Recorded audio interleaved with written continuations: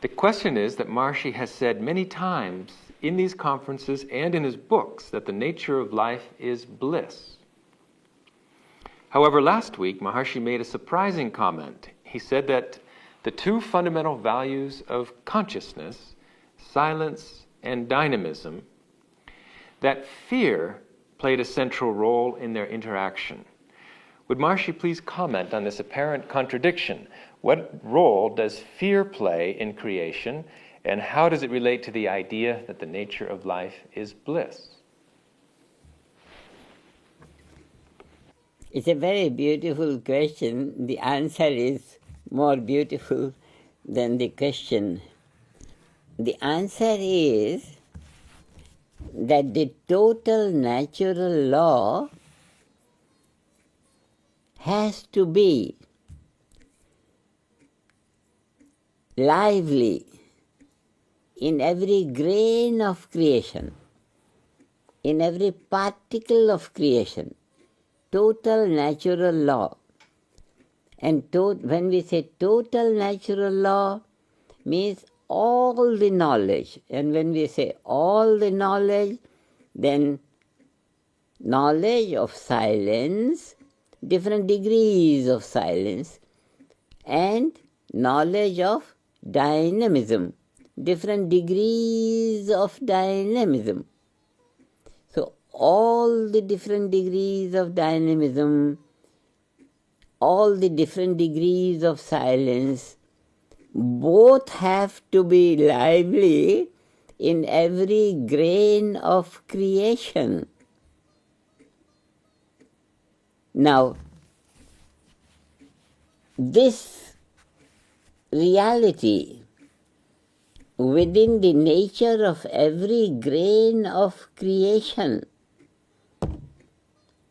requires the two opposite qualities, silence and dynamism, to be in every grain of creation, here, there, and everywhere. So the picture is that infinite silence and infinite dynamism, even though they are opposite qualities, but they are there in every grain of creation, and that is how every grain of creation, infinite grains of creation, constitute infinity. So infinity to be lively in terms of total natural law, the two opposite qualities have to be together. Two opposite qualities have to be together. Two opposite qualities have to be together. And this togetherness alone will be the basis of all life. Unity of all diversity. Unity of all diversity. Unity of all diversity. Universe. Even this English phrase, unified versity, differences, all the differences, but in a unified manner. All the differences in a unified manner, this is the requirement of that agency which is to administer the infinitely diverse universe. Now, what we know about the infinitely diverse universe, the little that we know from the field of science, and everything we know about it in the field of Vedic science, Vedic terminology, what we know about it is that it is basis of everything.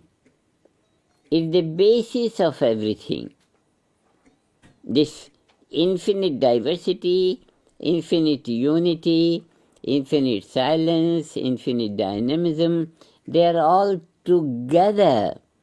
And in their togetherness, they construct creation, they administer creation, they make creation evolve. What we have is ever-expanding universe. Ever-expanding universe. So for the ever-expanding universe to be administered, the administrator has to be in every grain of creation. At the same time, he has to be in the total infinity of creation. Total infinity of creation and total infinity of that which constructs creation. What constructs creation? Point.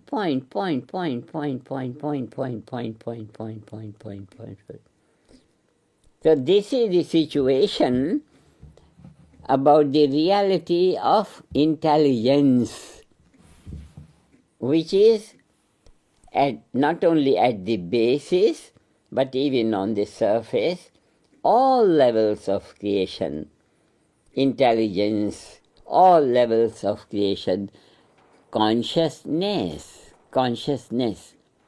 So by requirement, it has to be unmanifest. And these two opposite values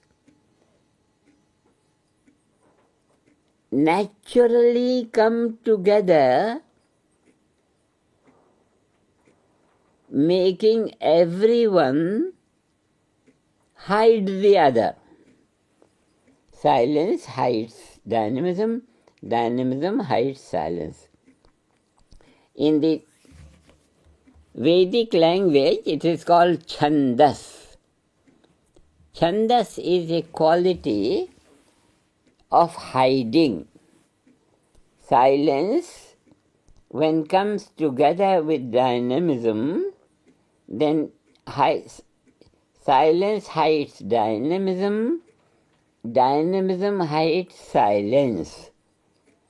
So there is a covering created in the unity of both. This covering which hides silence, which hides dynamism, this covering maintains the transcendental consciousness as a separate level of reality from the relative level of reality. Here is the partition. Transcendental is that thing which is two things of opposite characters, but in their togetherness, silence and dynamism. That is transcendental consciousness. Transcendental consciousness is something what we can say. We can say that when our awareness opens to this field of transcendental consciousness, it has already pierced through the covering that hides the two.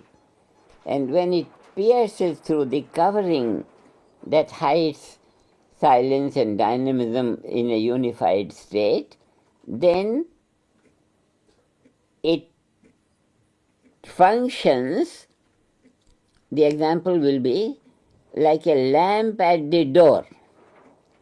This is the whole Nyaya system of knowledge in the Vedic literature, the knowledge of the junction point. Nyaya, that junction point, you will put the lamp at the door, it will bring light inside the room and outside the room. So junction point is what is that which hides this and which hides that. But at the junction point, it's a very fine point. Practice is needed only to make this fine demarcation between the silence and dynamism a visual reality. Fine reality, very fine reality. Lamp at the door. There is a section of knowledge which is called Nyaya Darshan, which is translated rightly or wrongly as logic. Logic will prove this thing, and then simultaneously the opposite thing, like that.